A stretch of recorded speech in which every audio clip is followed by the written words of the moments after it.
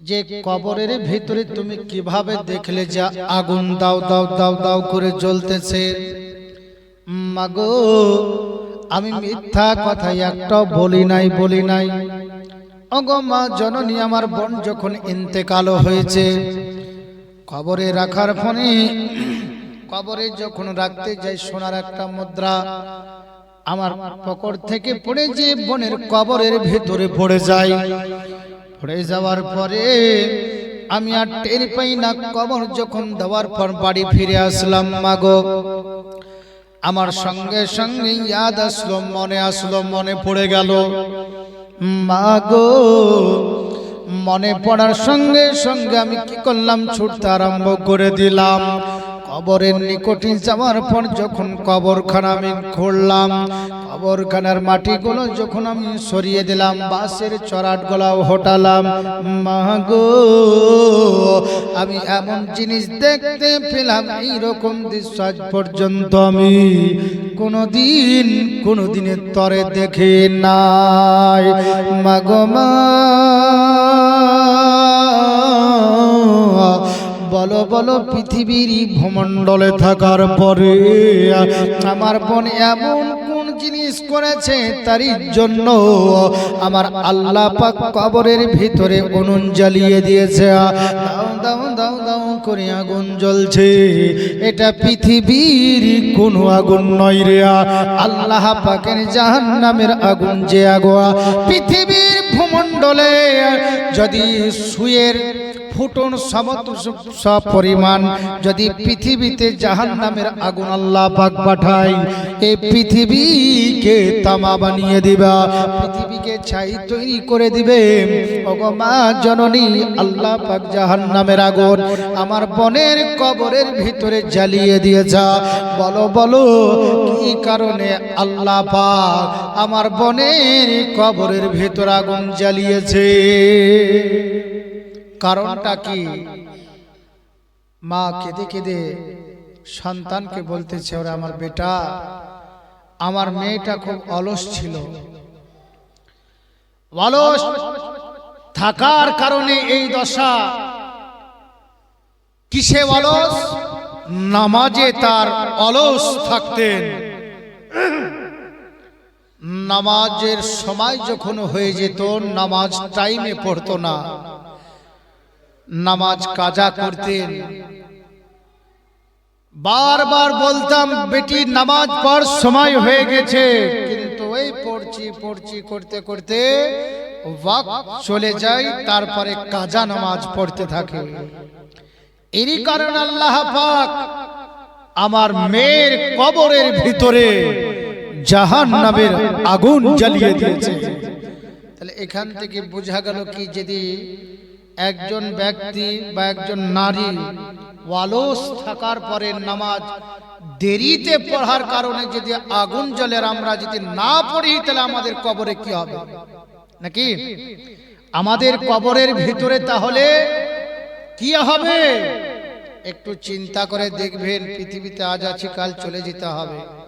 আল্লাহর ইবাদত বান্দেগি করে যদি আমরা যেতে পারি, তবে আমরা কি হব?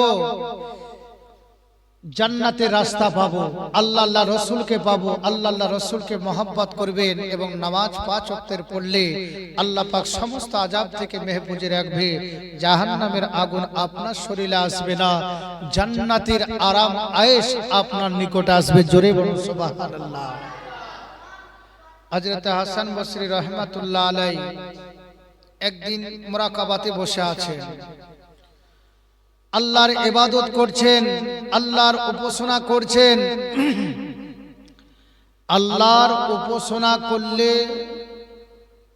আল্লাহ নবী সাল্লাল্লাহু তাআলা আলাইহি ওয়াসাল্লাম জানিয়েছেন, সর্বপ্রথম মানুষ, আমরা বিভিন্ন রকমের জিনিসের হিসাব নিই না, বলেন?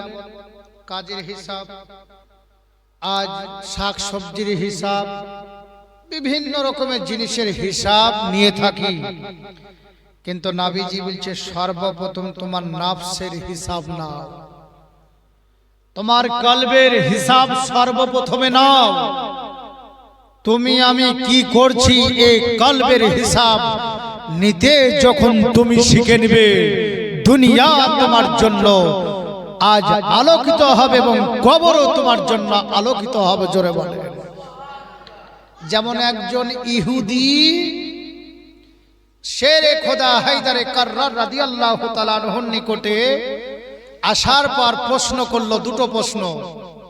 কি প্রশ্নগুলো? কি বলা গো শেরে খোদা, আল্লাহর নবীর জামাই, আমার দুটো প্রশ্ন আছে, এই প্রশ্নের উত্তর আপনি সঠিকভাবে যদি দিতে পারেন, আপনার মনোনীত ধর্ম, আপনার মহানবী আকা মুস্তাফার মহামন্ত্র কালেমা তৈয়বা পড়ে মুসলমানের মধ্যে আবদ্ধ হয়ে যাব। শেরে খোদা বলল, কি প্রশ্ন করো?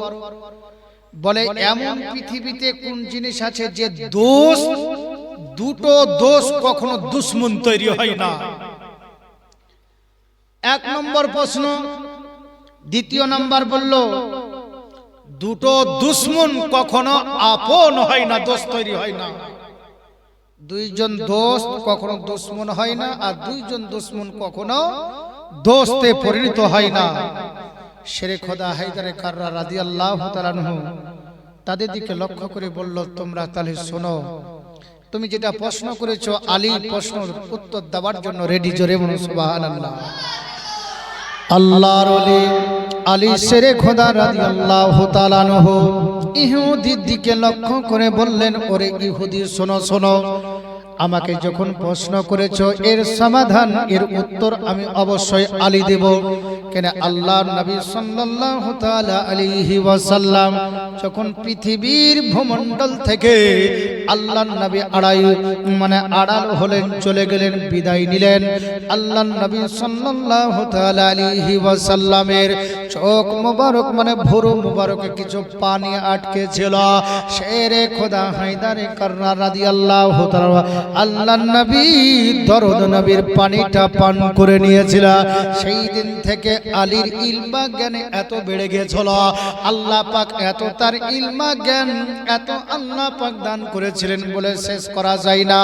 আল্লাহর নবী সাল্লাল্লাহু তাআলা আলাইহি ওয়াসাল্লামের সাহাবী আলী রাদিয়াল্লাহু তাআলা বলে, হে ইহুদি, তোমার প্রশ্নের উত্তর আমি আলী দেওয়ার জন্য রেডি আছি। বলে, দুইজন দোস্ত কোনদিন দুশ্মন তৈরি হবে না, ওই প্রত্যেকটা মানুষের কাছেই রয়েছে, প্রত্যেকটা মানুষের নিকটে এই জিনিস বাহাল রয়েছে। এই ইহুদি, তুমি কি জানো না যে রূহু এবং জিসম, শরীর কখনো দুশ্মন তৈরি হয় না। যেই দিন রূহু শরীর থেকে বের হয়ে যাবে, সেদিন তোমার জিসিমও চলে যাবে সাথে সাথে। যাবে কিনা বলেন? যেদিন মারা যাবেন আপনি, সেদিন লাশকে রাখবে না, সেই দিনই আপনাকে মাটি দিয়ে দিবে। তাহলে রূহু এবং শরীর তাদের কতটা ঘনিষ্ঠ বন্ধুত্ব না বলে? একবারে বন্ধুত্ব, ও যদি যায় তো ইও যাবে, রূহু যদি যায় তো আপনার শরীরও তার সাথে সাথে চলে যাবে। তাহলে বন্ধু কখনো দুশ্মন তৈরি হবে না। দ্বিতীয় নাম্বার কি, যে দুটো দুশ্মন কখনো বন্ধু তৈরি হবে না। এক নাম্বার হলে জিন্দেগি, আর এক হলে মৌত। যে আপনি জিন্দে এখন আছেন, জিন্দেগি আপনার গুজরাছেন, আর যেই দিন মৌত আসবে দুটো আলাদা হয়ে যাবে, হবে না বলে? জিন্দেগি আপনার পড়েই থাকবে, আর মৌত আপনাকে ছেড়ে দুশ্মন হয়ে আলাদা হয়ে চলে যাবে। তার জন্য বলা হয়েছে দুটো দুশ্মন কখনো দোস্তে পরিণত হবে না, এক হলে পরে মৌত, আর এক হলে জীবন জিন্দেগি। তাই শেরে খোদা যখন প্রশ্নের উত্তর দিয়ে দিলেন, ইহুদি বললেন, ওগো আল্লাহর ওলি আলী, আপনি সঠিক অ্যানসার দিয়েছেন, উত্তর দিয়েছেন। আমি ভেবেছিলাম আপনার ভিতরে এতটা জ্ঞান আল্লাহ পাক দেয়নি আলী। আজ তোমার ভিতরে জ্ঞান দেখে আমি মুগ্ধ হয়ে গেলাম, আমি ফেদা হয়ে গেলাম। আজকে মনোনীত ধর্মের মধ্যে এতটা আজকে মহব্বত রয়েছে, এতটা জ্ঞান রয়েছে, এতটা আদর্শ রয়েছে। ওগো আল্লাহর ওলি আলী, দেরি নয়, নয়, তাড়াতাড়ি করে আল্লাহর নবী মহানবীর মহামন্ত্র পবিত্র কালেমা তৈয়বা পড়ে মুসলমান করে নিয়ে না। আল্লাহর ওলি আলিম সঙ্গে সঙ্গে ইহুদিকে বললে, ওরে ইহুদি, তুমি কি পাক পবিত্রতা অবলম্বন করেছো? বলে, হুজুর গো, আমি পাক পবিত্র কি জিনিস আজ পর্যন্ত বুঝি নাই। উযু কেমন করে করতে হয় আমি জানি নাই। মুখ ধুতে হবে আগে, না আজকে হাত ধৌত করতে হবে, না পা ধৌত করতে হবে, না কুলি আগে করতে হবে। আল্লাহর ওলি আলিয়া, আমি কোন জিনিসটা আগে করব একটু শিক্ষা দেন। আল্লাহর ওলি আলী কি করলেন? ইহুদিকে বললেন, সর্বপ্রথমে তুমি পাক পবিত্রতা অবলম্বন করো। আল্লাহর ওলি একের পর এক কি করলেন? উযু বানিয়ে দিলেন। পড়ো লা ইলাহা ইল্লাল্লাহু মুহাম্মাদুর রাসূলুল্লাহ। পড়ে সঙ্গে সঙ্গে ইহুদি যখন মুসলমান হয়ে গেল, ইহুদি বলল, ওগো আল্লাহর ওলি, ইসলামের জ্ঞান তো আমি জানি না, আল্লাহ পাকের পবিত্র বাণী তো আমি তেলাওয়াত করতে পারি না, নামাজ কিভাবে পড়তে হবে, রোজা কিভাবে রাখতে হবে, যাকাত কিভাবে দেখতে প্রদান করতে হবে, ঈমান কিভাবে সব বজায় রাখতে হবে। গো আল্লাহর ওলি, আমাকে সঠিকভাবে জিনিসগুলো একটু শিক্ষা দেন। আল্লাহর ওলি কি করলেন? ওই ইহুদি ব্যক্তিকে সৌন্দর্যভাবে ইসলামের রুলস অনুযায়ী শিক্ষা দিলে। সেই দিন থেকে ইহুদি সাহাবী রাসূল তৈরি হলো। জোরে বলুন সুবহানাল্লাহ। আল্লাহর নবীকে মহব্বত করতে লাগলেন, ভালোবাসতে লাগলেন। যারা এই ভালোবেসেছে তারা জান্নাতি হয়েছে, যারা এই ভালোবাসতে পারেনি তারা জাহান্নামের মধ্যে চলে গেছে। এর জন্য তো আল্লাহ পাক জানিয়ে দিয়েছেন, সৎ সঙ্গ তোমার ভিতরে থাকা চাই। সৎ সঙ্গ যদি তোমার ভিতরে চাই, জানবে আল্লাহ পাক তোমাকে ভালোবাসে, আল্লাহ পাক মহব্বত করে। আর তোমার ভিতরে যদি আল্লাহ পাকের স্মরণ যদি থাকে, তুমি বুঝে নেবে যে আল্লাহ পাককে সদা সর্বদা স্মরণ করছেন, চলছেন, ফিরছেন, উঠছেন, বসছেন, নামাজে আপনি যেখানে যাচ্ছেন আল্লাহ পাককে স্মরণ করছেন। আর স্মরণ থেকে দূরে হটছেন না, তখনই আপনি নিজে নিজেই বুঝতে পেরে যাবেন যে আল্লাহ আপনাকে ভালোবাসছে।